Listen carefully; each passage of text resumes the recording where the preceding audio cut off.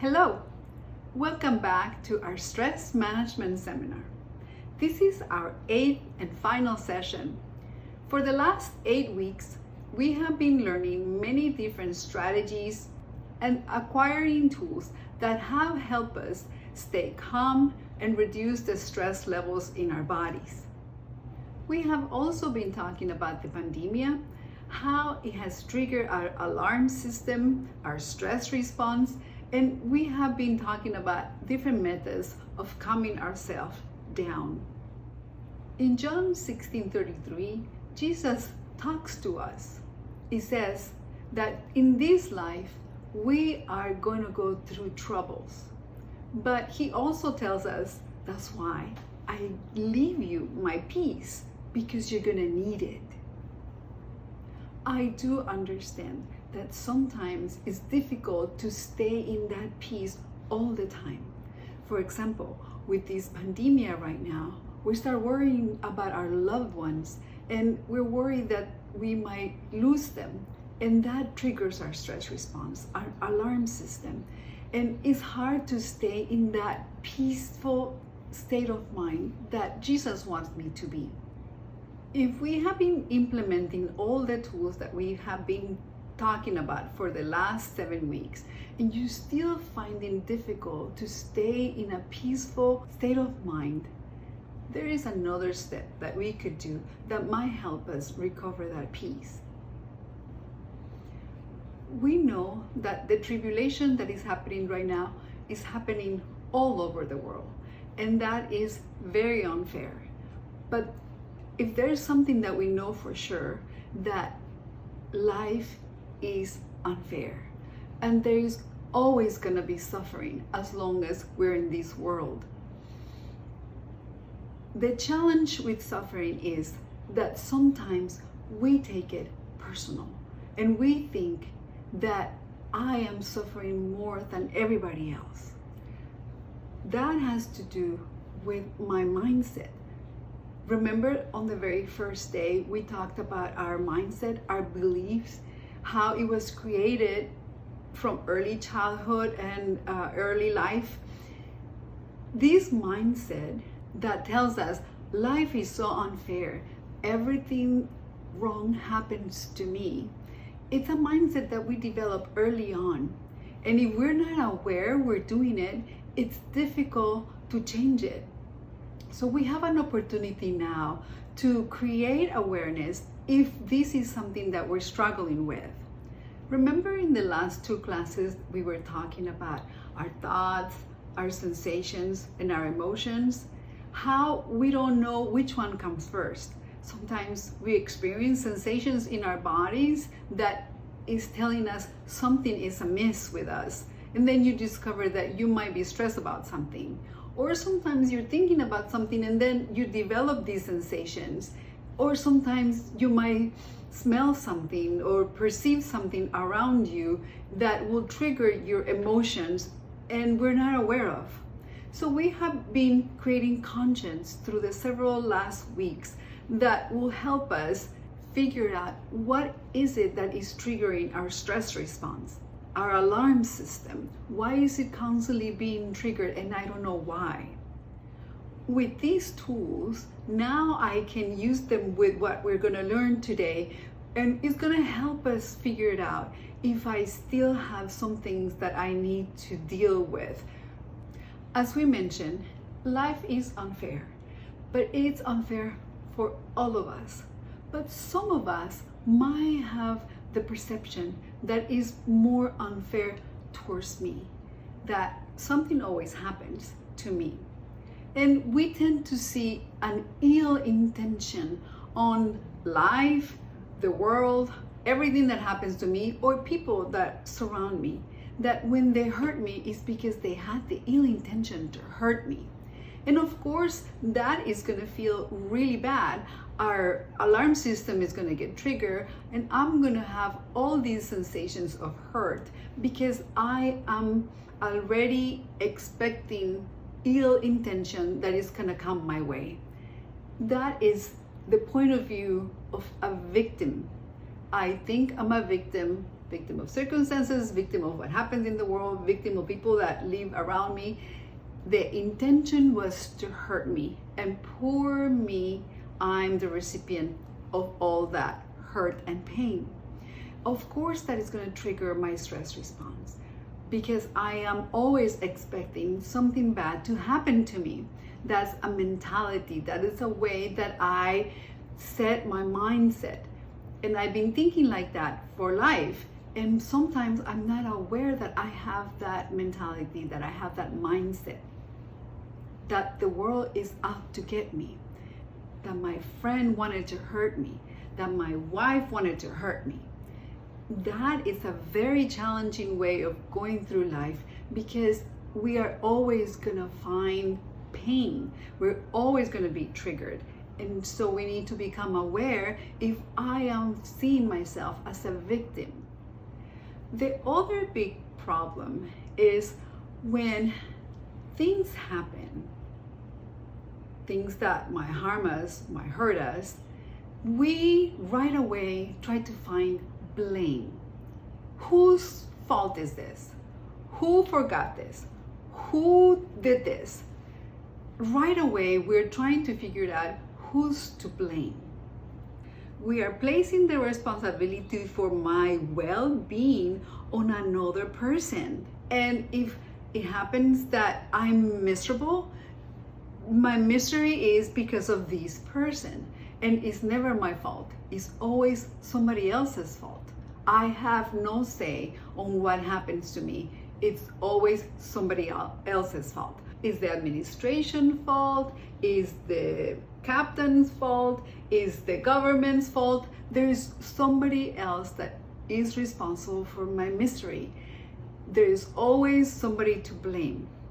And I do not take responsibility for my actions and my choices because no matter what I do, there is always somebody else that is responsible for what happens to me.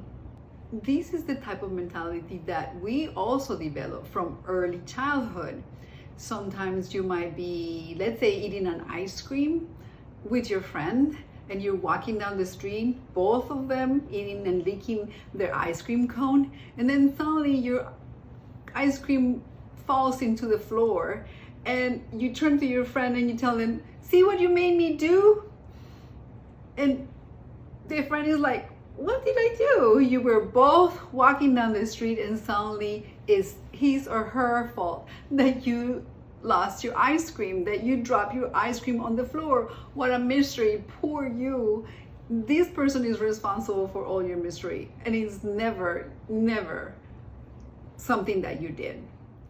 The main problem with always finding ill intention from somebody else or circumstances, or always blaming others for what happens to me, if I keep having this victim mentality, is that I never learn to be responsible.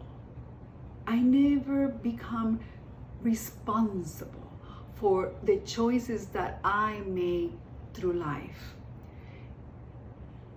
If I want to be able to stop blaming others for what's happening to me and stop finding ill intent on everything around me, I need to become aware of what I'm doing. Is it that I am being a victim of ill intent, or I just happen to be a victim of impact? That somebody made a choice and I ended up being hurt, but the intention was not to hurt me, but unfortunately I also got hurt. It's like when you go in a car and you are part of a car accident because somebody else fell asleep. They all get hurt in the car accident. It wasn't with ill intention. The person fell asleep. It was just an impact that happened to you because somebody else's choices.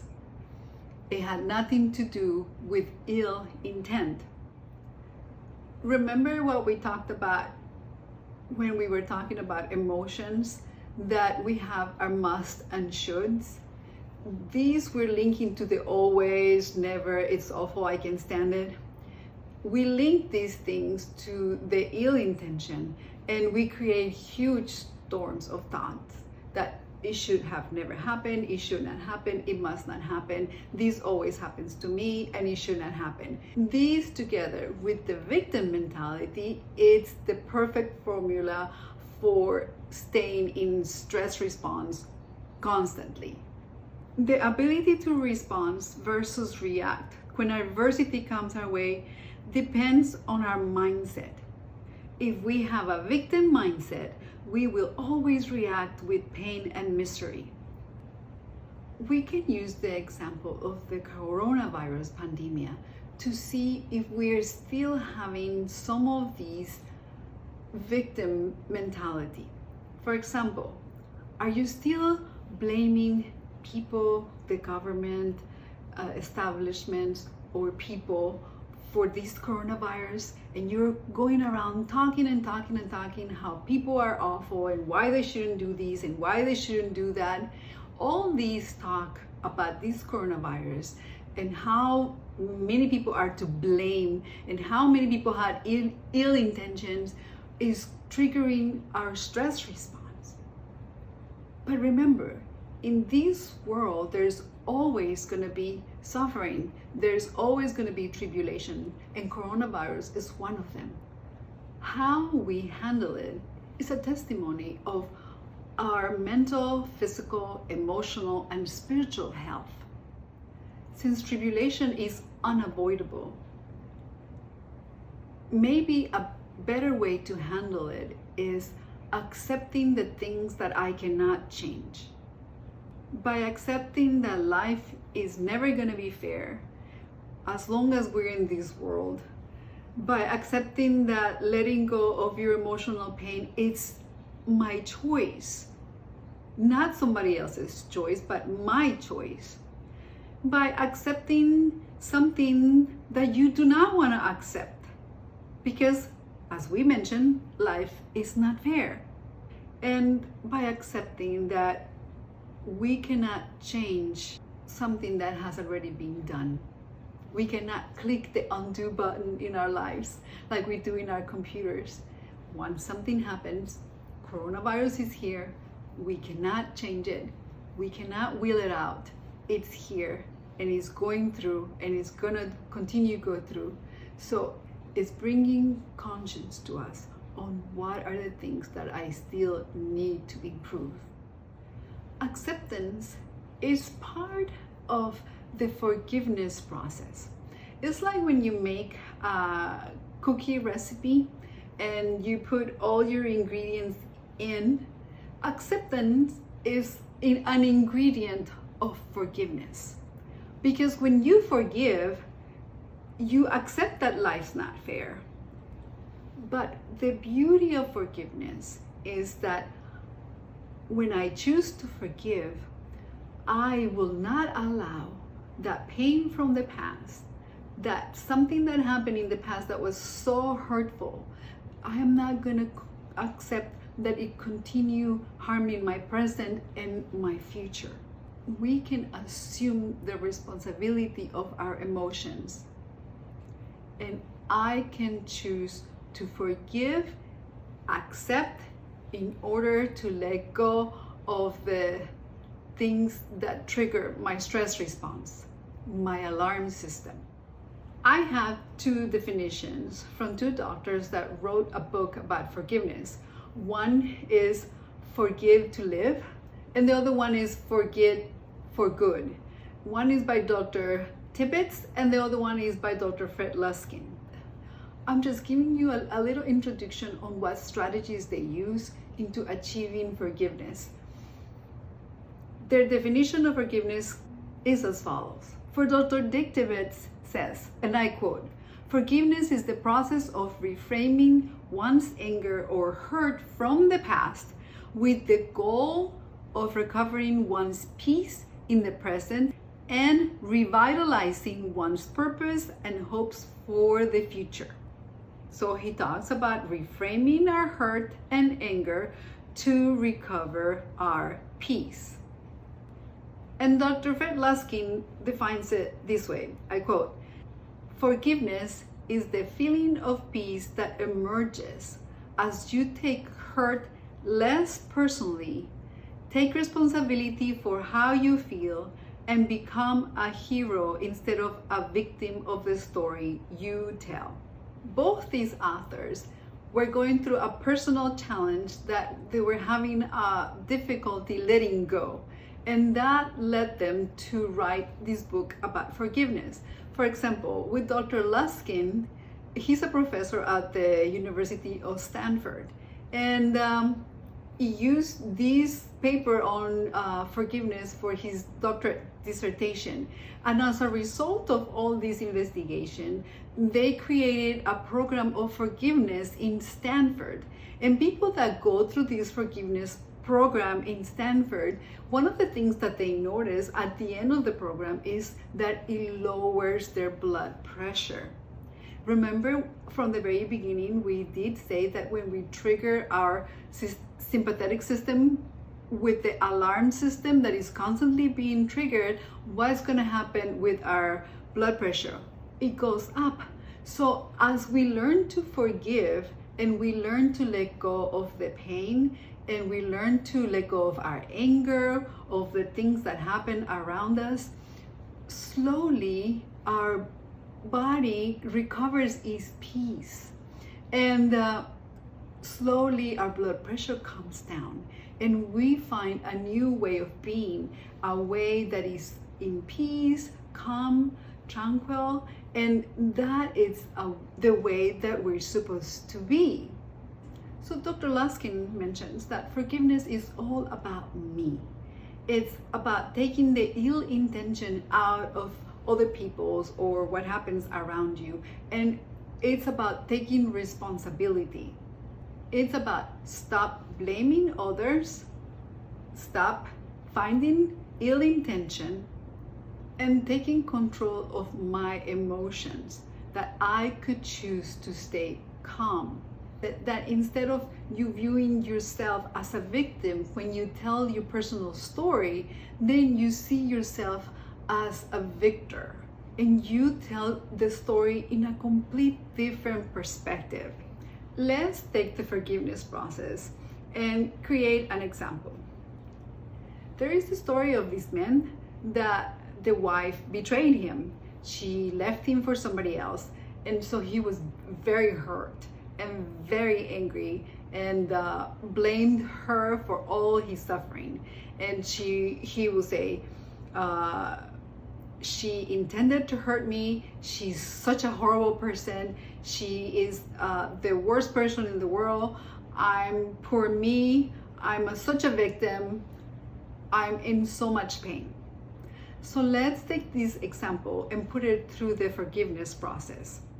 First, every time you're going to start any process, you need to always have a calm body. So remember our diaphragmatic breathing.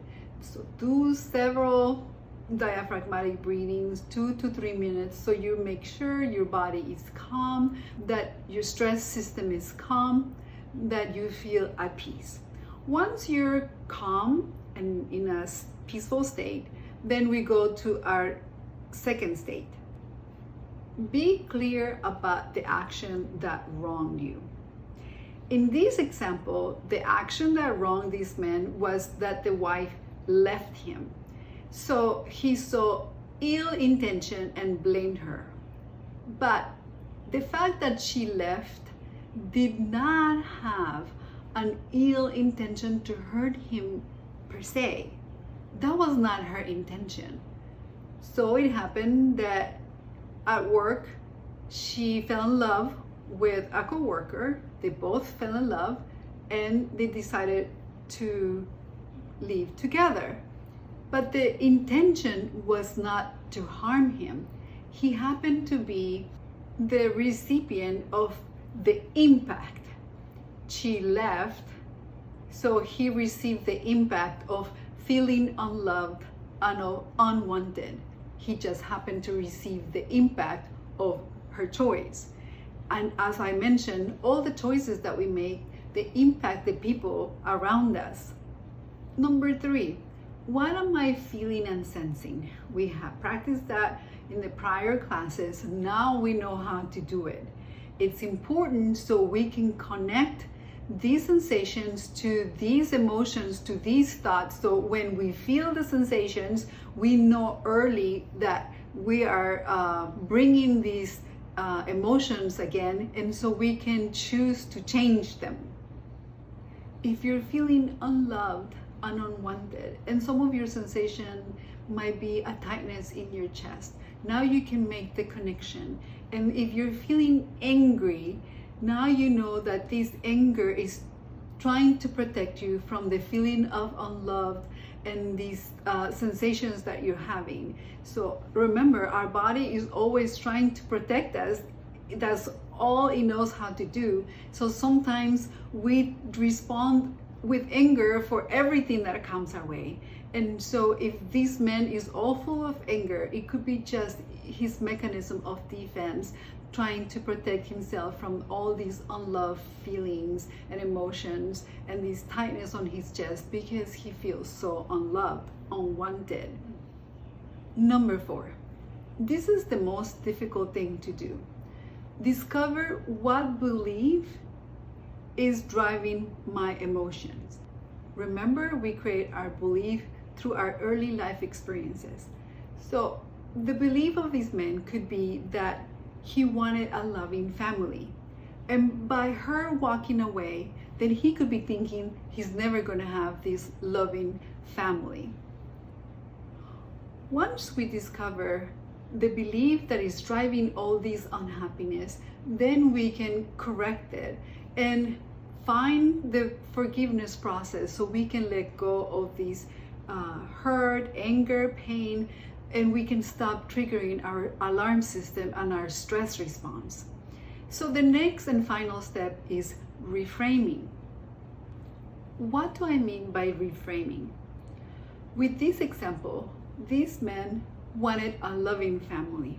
Now he thinks he's not gonna get that loving family because she left. But by reframing, he could say, I was not able to have my loving family with her, but I might be able to have my loving family with somebody else. That is reframing. We have to learn to tell our stories in a complete different way. When we choose to forgive, to accept the things that we cannot change, something starts happening within us. The assertion that we are not victims of the past, that now we can help others with similar stories, that we can give more love and care for the important people in our life that really cared about us. Because when we are hurting, we tend to hurt others around us. And most of the time, they are the people that love us the most. So when we choose to make peace with the past and let go of the pain, and we no longer blame or find ill intentions, we will be recovering our peace little by little. Forgiveness is a process. When you find yourself thinking about it and finding yourself that you started to blame and you started to find ill intentions again, remember the forgiveness process and do it all over again. Remember that it takes 66 days of practicing a new belief, a new way of being, so it can stay as a permanent way of existence. We need to practice and practice this forgiveness process if we want it to stay with us and transform our lives. When we choose the benefits of forgiveness, then we're going to be feeling more happy, and the anger that it was triggering our stress response is going to dissipate. And finally, we're going to be able to reduce our stress response and our anxiety response to whatever is happening around us. Let's do this mental exercise. Like this image that you see in front of you, when this lady is releasing hundreds of balloons into the sky. Let's imagine that we put our blame, our ill intention, all the things that are still tugging in our hearts, all the things that are still triggering our alarm system, our stress response, that are still making us angry, and we're still blaming and finding ill intention. Let's put all these things into these balloons and as part of our forgiveness process, and let's give them to our Heavenly Father. Let go and let God. It is easier to have a forgiving attitude towards life if you focus on all the beautiful things that are going well for you. Even now, through coronavirus, you could focus on everything that is going wrong, that all the suffering that is happening. But we could choose to focus on the things that are going well for our family. If you still have a home, you have food, if you have a job, if you have money coming in, and if you don't have those things, of all the help that has come your way when you least expected. I have been practicing many of these tools for years now. I recovered from anxiety using these tools. And even though I have been using the tools for a long time, when this pandemic started, for the first 2 weeks, I got into the habit of watching the news 24/7, looking for a little ray of hope that it was over. That didn't happen. And when I received a video of all the horrors that were happening in Spain and in Italy, my trigger response kicked in. And I got really afraid for my husband, because he's a physician and he sees patients all the time. It took me several days of deep breathing and progressive relaxation and exercise to go back to a peaceful state.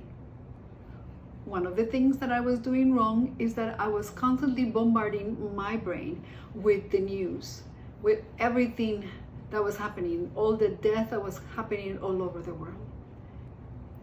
In Philippians 4:6-8, there is the perfect formula that will help us stay in a peaceful state. Paul is telling us, don't be anxious, don't be stressed about anything, but with gratitude in your heart, with thanksgiving in your heart, bring your petitions to Him, to our Heavenly Father, and He will grant us this peace that surpasses all understanding. But also reminds us that we focus our attention on what is good, what is noble, what is true. Not on the news that are telling me all the horrible things that are happening all over, but fix my thoughts in what is lovely, what is admirable. And all these things, that's where I should focus my attention. We are constantly growing. We are constantly transforming our mind. There are many tools that we could use into how to stay calm, how to reduce our stress response, and how to recover this peace that Jesus offers me. This is a peace that I could choose to have. All I have to do is choose it. Practice with my new tools, change my mind, calm my emotions, transform the way I do things. Slowly, I'm going to have a complete different way of looking at things.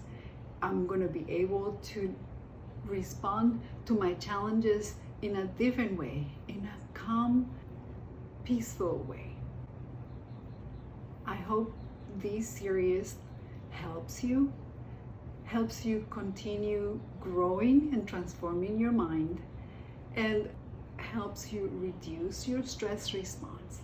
Feel free to turn around and share all these new tools with your friends and your family.